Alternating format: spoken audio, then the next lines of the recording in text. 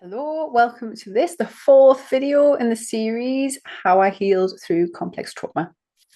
In this video, we're going to explore the power of our mind. We're going to look at the effect that trauma has had on our mind and the shadow work skills that we can use to unpack all that.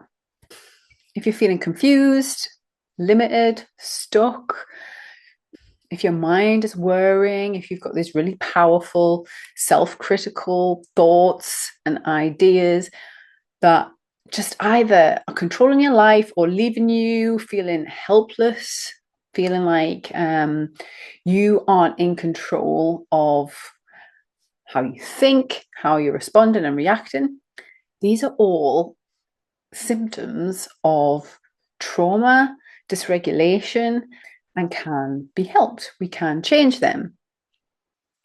Shadow work is the key to understanding and reconditioning our mind. And this is part of a really helpful, supportive, life-changing path to healing, diving into healing the core wounds and to change our mindset for recovery and then for long-term wellness, health, and well-being. Our mind is a powerful tool, but it is a tool. It's supposed to be something we use to support our needs. If we have never been taught how to use our mind as a tool, and instead we might even think our mind is us or our mind controls us, if our mind is being controlling, it can be a very powerful force. It can dominate how we are, who we think we are in the world, and it can direct us into, like I say, states of confusion, distress, and into situations that aren't right for us, aren't good for us. And it can limit our abilities, it can limit our knowledge, our learning, because it's not being managed correctly. So the process of shadow work is developing self-awareness so we can understand what our mind is doing now, and then understand why it's doing what it's doing. And then even deeper, looking at them core wounds, looking at that conditioning, look at how we've been programmed to, or programmed ourselves to function in the world and make changes. It's such a powerful process to learn to choose how we think, to learn to choose the attention we give to our mind and be able to pick and choose how we use it, when we use it, make it more effective and work for us. And it all starts with a really, really simple question. Why? When we start getting curious about ourselves, when we can get out of the mind for a minute, stop, question, why? Why am I doing this? Why do I think this? That is the beginning and the foundation of shadow work. Hello, my name is Terry Lee Shield. I am host here on this YouTube channel and over at Love School. We explore holistic natural recovery to things like trauma, abuse, neglect, or even managing and recovering our way through challenging circumstances in life. We focus on love, loving ourselves, loving others, and the experience of life. And we do that with three main pillars: adopting an ecosystem mindset, doing this shadow work I'm about to explain, and life design. And these are really powerful tools for change. But these tools need skills to use them. And through these videos, I'm going to help you gain understanding and insight. I'm also going to help you to understand the skills you might need to develop to use tools that support a healing and recovery journey. And this shadow work process is it's a journey in itself. It's not a quick fix. It's a long-term curiosity about who we are and how we shape our lives through how we're perceiving it, how we're processing what's happening to us, what we're choosing to think, where we're choosing to focus our attention, and why. It starts with really simple practices like journaling, taking our thoughts and making them visible so we can see them and reflect back on them. We can also do this verbally. We can speak them out loud, especially if our mind's in a state of confusion. As you develop this skill, you can do shadow work in the mind potentially, because you are somewhat in control of your mind, and you can self-negotiate and question some of your own thoughts, some of your own reasoning, why you're doing what you're doing. But in the beginning stages, it's really important to just develop a foundation of being able to see your own mind. And that works really well through the process of journaling or some sort of verbal expression. This is why counseling can be helpful at really early stages of recovery, because trying to put our thoughts into words and speak them out to someone, to have them reflect them back, kind of changes our perceptions and our how we can see our thoughts and we can analyze them. Are they helpful? But also a really helpful tool and practice that's going to step you in to this phase of self-awareness is through meditation. And meditation, you can do meditation in all sorts of different ways, but it is the beginning steps of understanding our mind, using our mind as a tool, choosing how we show up. I'm not going to dive all into the different types of meditation in this video, but there's different practices. Visualization is meditation where we're guiding our mind through a process. Simply sitting in presence and observing the mind and not attaching to thoughts is a process of understanding how our thoughts come up, how we think, how we give attention to them, and then developing that practice further by choosing not to give attention to them and understanding the power we give to our thoughts and what we don't, and when we don't. Through meditation, we are practicing keeping our presence in our internal world. And what happens and is responding either to our external circumstances or without our awareness. I'm going to link some really helpful content in the description, some practices and some information that you might find beneficial if you're starting to consider shadow work, consider how you might start looking at your mind from an observer perspective, how you can build awareness. All that is going to be linked in the description below. So do take advantage of those resources. They're there for you to use and help you as part of your healing and recovery journey. If we don't do shadow work, if we choose to stay attached to our mind as if it's controlling us, things don't change, because our subconscious mind, that old programming, is just going to replay and replay and replay until we change it. We are the only ones that can control that change. We might sometimes get support from other people, yes, but until we choose to embark on this journey of understanding our mind, nothing's going to change. You can stay stuck in these states of confusion, stress, critical thinking, and not critical in a good way. I mean, like monkey mind, having horrible critical thoughts of ourselves and ideas about who we are. We can stay trapped in that. People stay trapped in that for their entire lives. We can stay trapped in that for years and decades. So this is an invitation to consider just how powerful the mind is. And I'm going to explain how that's helpful, but knowing that you have the option to make that choice, and the choice lies with you. The sooner you make that choice, the sooner you start a path to long-term wellness and recovery. We support that long-term recovery through all the content that we create at Love School. But for now, just gaining this insight and using the free resources that I'll link up is going to be helpful as a beginning point. Our mind is different to our brain. Our mind is our thoughts.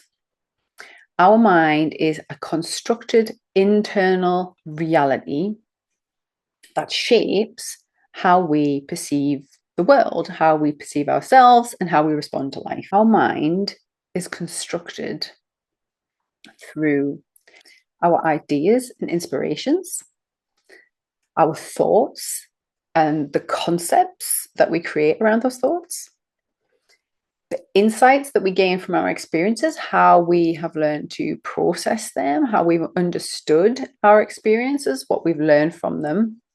And then there's our knowledge and understanding, all the information that we learn from schooling, through education, from all the different knowledge available in the world. there's also deeper than that. There's our beliefs, what we believe about ourselves, what we believe about life, other people, our values and ethics. What's important to us? What have we decided is important for us as we are navigating through life? And because of that, what are our considerations when we're making decisions? What are our priorities? They then tend to lead to what our choices are, the actions that we take, the responsibilities we take on. And mastering all this, understanding all this, shapes our self-responsibility, taking responsibility for ourselves, for our choices, for our beliefs, for our values. And this holds us accountable for our own actions, for our own thoughts. Shadow work, in essence, is a process of understanding all the underlying motivations that we might not be aware of. It's also a process of identifying parts of ourselves that we might be ignoring, rejecting, denying, or just not paying attention to, because they're coming from our subconscious mind. They're coming from all of this subconscious stuff that we have decided isn't safe to look at, or our conditioning mind system, our nervous system responses have pushed away as being scary or frightening or not useful, whatever it might be. The shadow work process helps us understand that.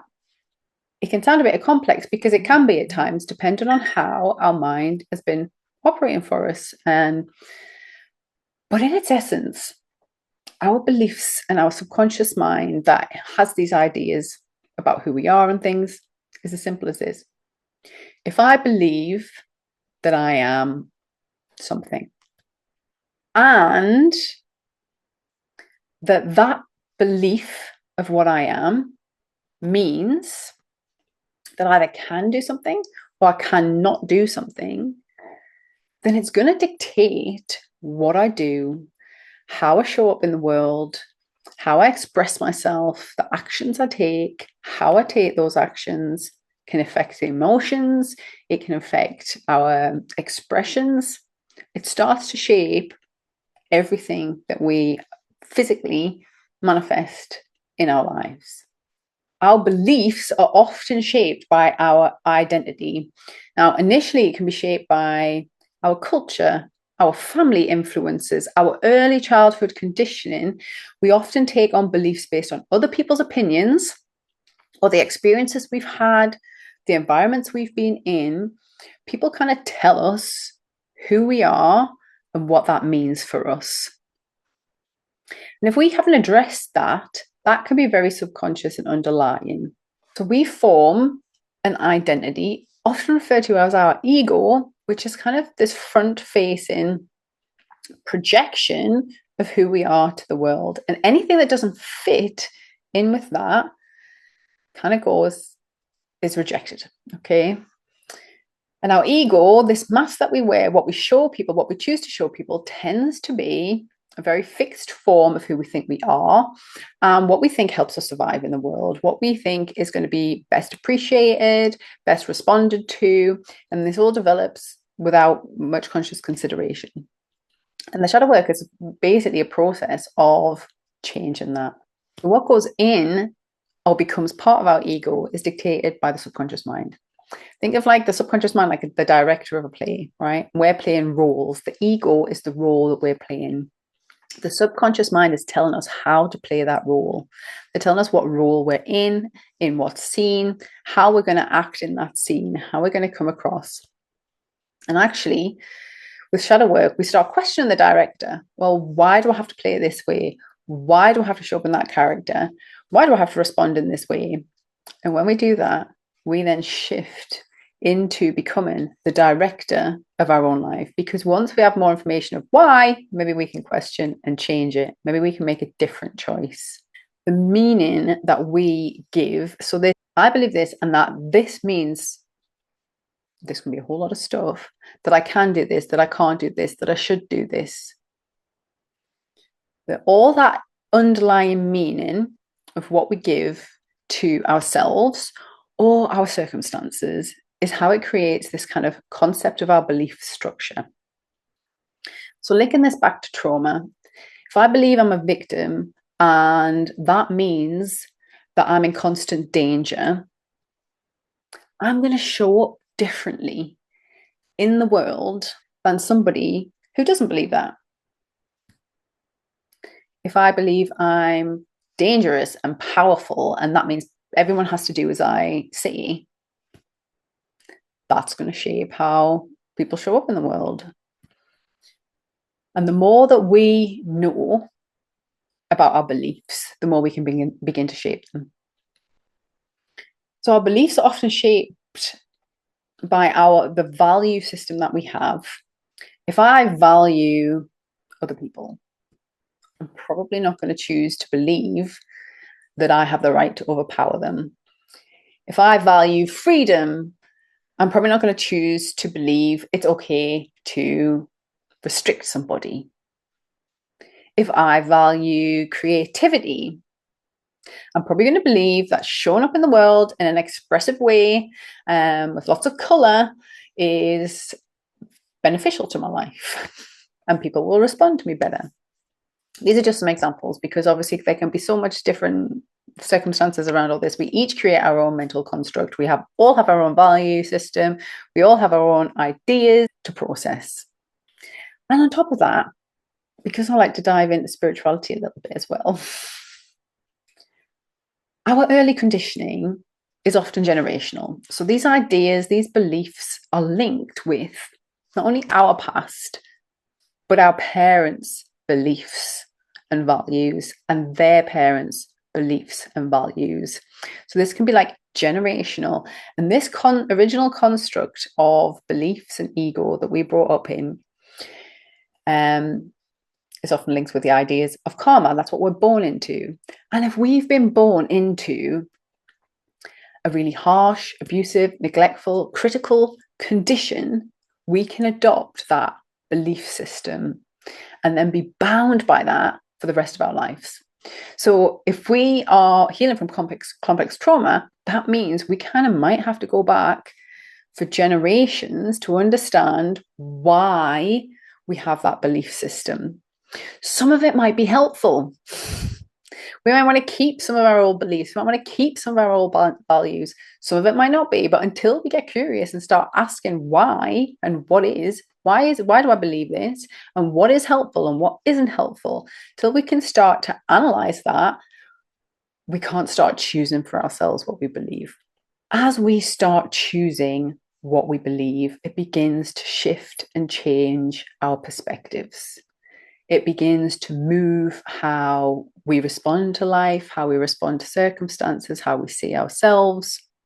It can start to heal some of those deep core wounds that we might have been carrying around for a really long time. If we believe life just happens to us, we can stay in that victim powerless mindset and life will keep happening to us and we don't make any changes. But if we believe we can heal, if we believe we can be empowered and start taking action towards that, then we become more empowered because we're making that choice too. And then we can change our beliefs and our whole perspective of life and how we respond to circumstances can shift. So some of shadow work happens incrementally, small little changes, and some of it can lead to really big shifts. And as part of the process of healing at Love School, we navigate through that with you. We do that through different content and various different courses, which I'll link up below if you're interested. But for now, maybe just start with a little bit of curiosity. And when you notice yourself responding in a certain way, ask that huge question. Why? Why am I responding like this? Or what? What does it mean? What am I making this mean? What does this mean about me? This is how we can begin this journey in self-empowerment and understanding our mind. Now, there's one more video that is coming out in this series, and we're going to look at the next stages of recovery. What might happen after you have started this process of reconnecting with your body, like we've covered in the last video. What's happening as you're uncovering your mind, as we've covered in this video. Make sure you liked the channel and subscribe so you'll get a notification when the next video comes out. We're going to look at how we plan for a longer term recovery and how we put this all to good use. If it's already out, it'll be linked somewhere here. You can click on and watch it. Let me know in the comments what you thought about this, any questions, any insights you might have, and make sure you check out the description below for all that helpful content. See you on the next video.